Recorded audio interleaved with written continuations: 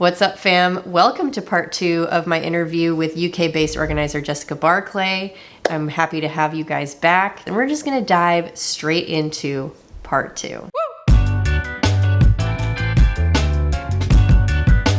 What's up, everybody? Welcome to the Speak Organized podcast. I'm your host, Melanie Summers, professional organizer, decluttering expert, and ADHD organizing specialist. I like to speak organized to give you the tools to conquer your clutter, live life with more purpose, and learn all about the business of tidying. Do me a favor, as always, however you're here today, look at the screen of your device and give that subscribe button a tap, and that way you will be an official member of the Speaker fam, which of course would be my honor to have you on board. Don't forget, if you're watching this podcast episode on YouTube, to give it a big old thumbs up as you get value out of it. And don't forget to tap the notification bell so that you never miss another new episode. I try to post them at least once per week, and I would love for you to stay up to date. Be sure to check out all of the goodies that I have for you in this episode and all the other ones in the show notes or down in the description of the YouTube video. There's tons of links and ways for you to connect with me and each of my guests on the podcast, as well as getting access to all of our resources. If you're an Apple Podcast user, you can rate this a 5-star podcast and give us a rave review. We would be so honored to have the support. And don't forget to follow along on social media. You can find me on all the major platforms. I mostly hang out on Instagram. My handle is @ISpeakOrganized, and I love to connect with you guys there as well. Don't forget to also join my free Facebook group. It's a great place to connect with other like-minded folks on organizing and decluttering journeys, as well as those who are starting their own organizing business. So I do want to pivot to this next question here, because one of the things that you sort of specialize in and that is very important to you as an organizer, as far as I can tell from the notes you sent me several months ago, you mentioned that you really aim to help clients declutter on a budget. And there's a couple different ways that budget plays into living a more organized lifestyle. So what do you feel is the main reason that that's so important? I think it's really sad that a lot of people don't get the benefits of things like having a professional organizer or a life coach or a lifestyle coach or all these kind of wonderful things, that it becomes this sort of high ticket elite item. And for me, that was initially where I had the membership idea. It wasn't until that was going to need to become my main income, because going into houses became not always possible for me, and not just because of COVID, but because of health reasons. Mm-hmm. And that I finally knuckled down and got the dang thing launched. Mm-hmm. But I had already liked the idea of it giving that sort of side of, like, having a professional. It's never going to be exactly the same as having someone there holding your hand, but that little bit of support and accountability, and someone you can go to and ask questions with, but on less of a price tag. Mm-hmm. But then also in that is that it's a lot more mend and make do. If people are doing it on a budget, I can talk a lot more about the eco side of, we don't always need to buy brand new products, or how can we repurpose? And I've even upcycled for clients. It shouldn't just be something that is going to cost a load of money. And I think the best investment, if you're going to spend money on organizing, is the person you're going to work with. Like, don't shortcut on the person, shortcut on the product. Mm-hmm. Because you can always add the products and improve the product later, but getting that good grounding with a good organizer and good coach that you connect with is the best bang for your buck ever, than some sort of fancy organizational device or piece of furniture. And the knowledge the person has is priceless. Whew. Okay, fam. I want to share my favorite energy supplement with you. I'm about to drink it right now to give me a little bit of a pick-me-up. This is Magic Mind. It is absolutely amazing. And if you followed my journey at all, then you know that I quit drinking caffeine almost 2 years ago. And it is largely due to replacing my super heavily and overly caffeinated beverages with Magic Mind. It's a 2-ounce shot that has nootropics and adaptogens that will help you get focused and energized in a more healthful way. It's best served chilled, and now they have their Magic Mind version 4.0, which I'm super excited about. I'll try to pop up a side-by-side comparison of their old version to this one. This one has a slightly brighter green color, which I think is kind of cool. And with the 4.0, their formula is newly developed with a nanotech process that breaks down the ingredients to a very small scale, which makes them mix easier. But most importantly, the ingredients get absorbed into your bloodstream so much faster. So this actually used to take about 30 minutes to have a full effect, and now it only takes 3 to 5 minutes. It also has a vitamin B complex that improves cellular and brain functions, and they've replaced the honey with agave to keep it sweet, but now it's 100% vegan friendly. If you're like me and you want to beat that afternoon energy crash and you need a little bit more motivation to stay focused on a task, go ahead and check out Magic Mind down in the description. It's way better than drinking an energy drink or like your 15th cup of coffee. I've got a discount code for you. You'll get 15% off using Organize20 at checkout. So be sure to click that link down in the description and give it a try for yourself. And as always, I want to thank Magic Mind for being amazing and for sponsoring today's video. But I've met some really wonderful people, and people that have joined me because I've got those lower ticket items that then also go on, once they've learned the value of what I do, they're more willing to invest the money. I think that can be a nice in way if you do some sort of group coaching that's a reduced rate, and that you feel like, well, per person, I'm charging a lot less, as long as you're making sure you're happy with how much you're covering your time. Then that can also be part of your marketing plan, that it leads on to other things. I mean, it's a great way to grow your email list is to offer free masterclasses on Eventbrite. Presume that's in America as well. It is, yeah. Yeah. Or similar things. So I often do ones where I'll literally put it out on Eventbrite a week before it's going to happen, and not even advertise it at all, which isn't ideal. Ideally, I'd also advertise it, but purely from it being a free event on Eventbrite, I'll get a load of people sign up. And then I chat for an hour about something I know about anyway. So I haven't had to plan the course or anything. I've got sort of 3 courses that I rotate, and 2 of them it's the same content but different titles. As my free courses. And there will be half of that room will take away the free stuff and off they go, and then the other half will probably sign up and do a further product with me, be it that they buy the book or they join the membership or they book me for one-to-one. Right. So I think building that in from a soul core value side of things, as well as, and originally that's where I bought it in, and then I realized it also had marketing legs. So I ran with it. Yeah, that's great. And it's a really good way to scale your business, especially in a place where the in-person organizing isn't as well known. You're able to add that educational piece to it as well and give people empowerment to do things kind of on their own, which is very, very important to know how to do. I get tons of questions from people wanting to start the business that not only are needing to learn the business back end of things, but then also the strategies for helping clients. So that kind of leads me into my next question. If you can just kind of help us think about it more strategically from a professional standpoint, when you are helping clients declutter on a budget, you kind of already mentioned that you're more teaching them how to allocate their budget appropriately towards the right stuff versus like finding the deals. It's not always about money. It's more about like thinking where you're spending the money you have. But if you have any other just simple practical tips to share about how you are helping your clients declutter on a budget, it would help a lot of people out.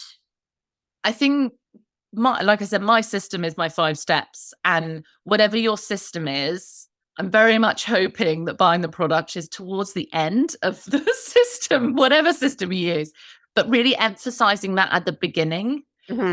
They can be a shiny object. They've had like one session with you, or they've started your course online, and then suddenly they go and spend an absolute fortune on all the wrong products. Right. By the time they've realized it's the wrong product, it's too late to return it, or it's got damage sitting around the house, buried under stuff, waiting to be returned. So really emphasize that do not buy anything yet.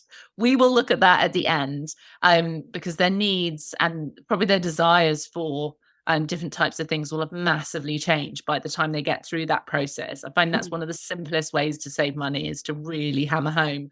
Don't worry, you'll get the pretty Pinterest, Instagram friendly pictures at the end, but let's do the important bits first. Right. And also explaining to them that, I know some people call it homework. And again, I do with certain clients. It sort of depends on how I feel like they'll vibe with it, with the sort of wording itself. But I will talk about, here's a couple of bits you could do between this session and our next session, to move us forward. If you could work on this in the evening, just go through this box and run the TV or whatever it is you want to do. I said, I'm very happy to do it with you. It's not that I won't do it, but it's going to save us a load of time, which means you're not paying me for that time. Sometimes I find clients, they literally feel like they can't touch the area you've been working on between sessions. And I'm like, no, you could have moved us forward so much. Yeah. It's like, I don't need to sit there and go through every item with you. And also, some days you'll be able to do that as a client. Some days you'll be able to do that on your own. Some days you won't. Like, some days you'll feel more wiped out. Your mental energy will be low. Right. I always teach a thing in the membership and in my Facebook group, actually, where we set our top 3 priorities every day. And before you're allowed to do it, you have to check in with your mental energy out of 10 and your physical energy out of 10. Raise your priorities on that. And when I go into clients' homes, I'll go in with a plan.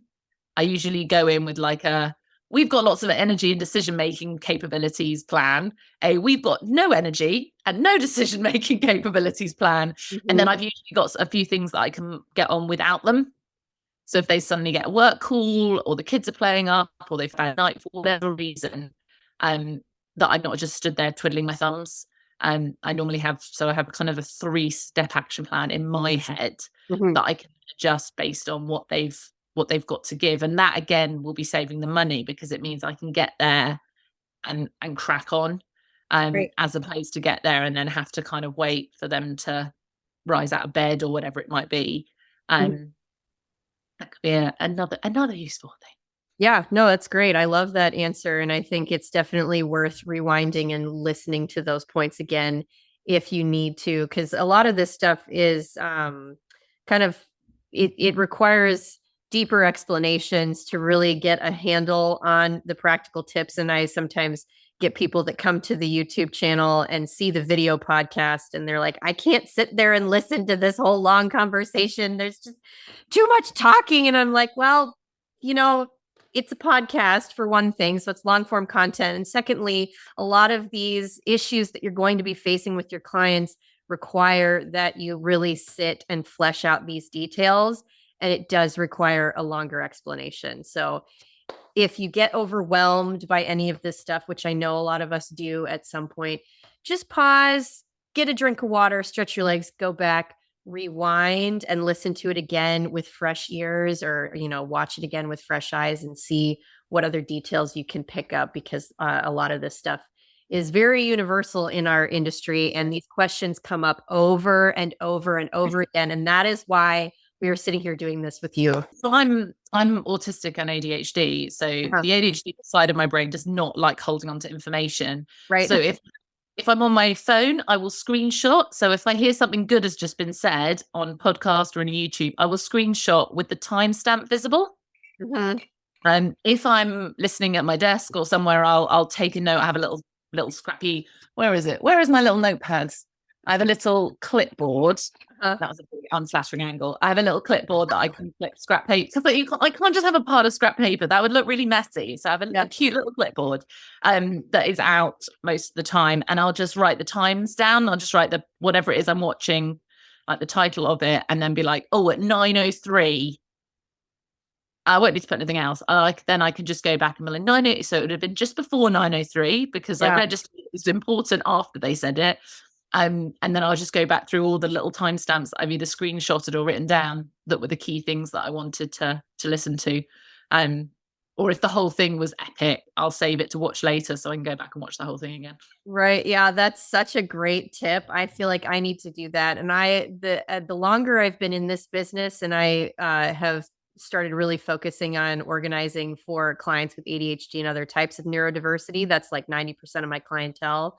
It has become what I sort of specialize in. And I am realizing quickly that I need to get certified.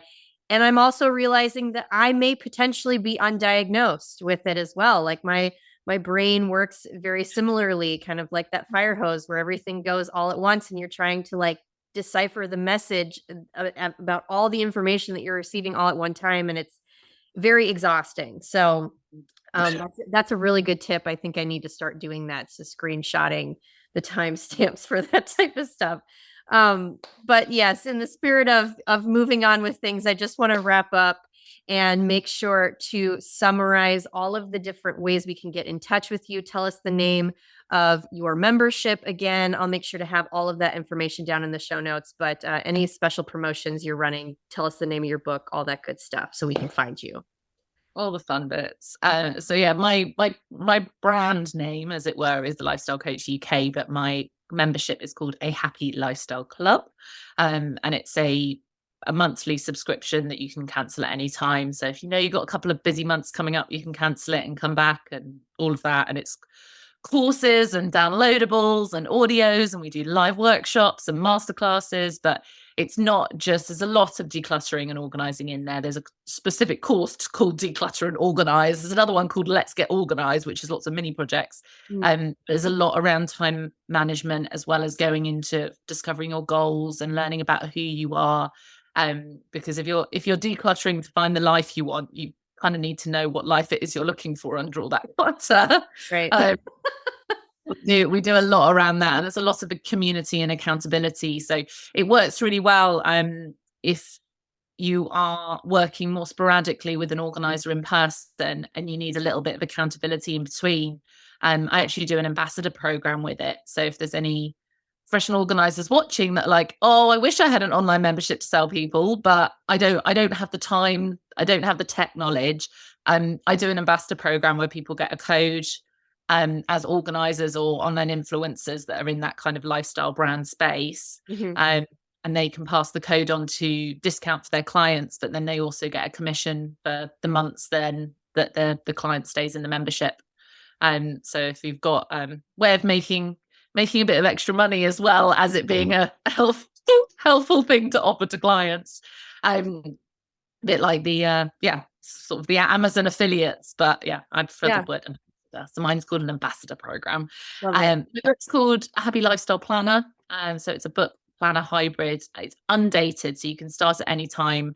And again, because I'm ADHD, one of the first decisions I made when I wrote it was that it was going to be undated, because empty page guilt is a real thing. True. And if you read a page and it's got a date on and then that page is empty for all eternity, you feel horrendous. So I'm like, no, it says in the book in multiple places, don't worry, if you miss a day, if you miss a month, if you miss a year, pick it back up and carry on the next page. It's fine. And then it's got sort of some one-off exercises for discovering your core values and a system called Life Goal Affirmations, which I came up with 5-6 years ago now, and sort of not long after I became a coach. And it's served me well ever since. It's not really changed since I came up with it. And my freebie offer at the moment is I've got an assessment, a free online assessment called What is Hindering Your Happiness? And that I'll make sure you get the link. It's sort of a bit.ly/hindering your happiness or hindering happiness. I've sent it to you, so it'll be right in the show notes. I've said it wrong. You'll have it right. But if you go on there, it goes through a load of questions that can help you discover which area you should focus on first. And if you want to have the biggest impact in improving your happiness within your life, because I'm all about the happy. Yes. I'm all about the happy. I can't lie. I've probably had the most horrendous 2 years of my life, these last 2 years, but they've also oddly been the happiest, because I can't control crisis. I can't control loss and grief. But I've taken control of who I am and how I show up in the world, and owning that completely, and unmasking, because late diagnosed neurodivergent crazy person, and all of that. And if if I've managed to find a sustained happiness in these last 2 years, I know it's possible. I know it's possible for most people to get there too. So work out what is hindering your happiness most, and that can be a bit of a game changer. Beautiful. Yeah, it's a great way to just show the proof of your system and your tools and how well they work, because you're able to use them in, the times when you need them most, the storms that you're walking through in your own life. So there's really no better testimonial than that, in my opinion. Yeah. Oh, Jessica, thank you so much for being on the podcast today. It was an honor to have you. Okay, fam, that's going to wrap it up. Thank you so much for sticking around and for checking out part 2. I really hope that it's been valuable for you, that if you are a UK-based organizer or somebody looking to get into the industry, that you have a better sense of how it works, how it's different from companies in the US. You may want to do your marketing a bit differently. You have your own organization that you can join to network with other organizers, bounce ideas off of each other, and just get a sense of what running a successful organizing company looks like for you, as it is very different than what it looks like for me. So I'm happy to have had Jessica on to shed the light on that and talk about what her clients are finding to be the most valuable, because that ultimately will help you run the best business, is if you can serve the clients and meet their needs. Thanks for sticking around. Don't forget to check out podcast show notes for all the goodies. The YouTube description will have all the information you need to connect with me, to connect with Jessica, and all the other fun resources available to you through iSpeak Organized. So be sure to check it out. And beyond that, I hope you have a fantastic day, and I'll see you in the next one.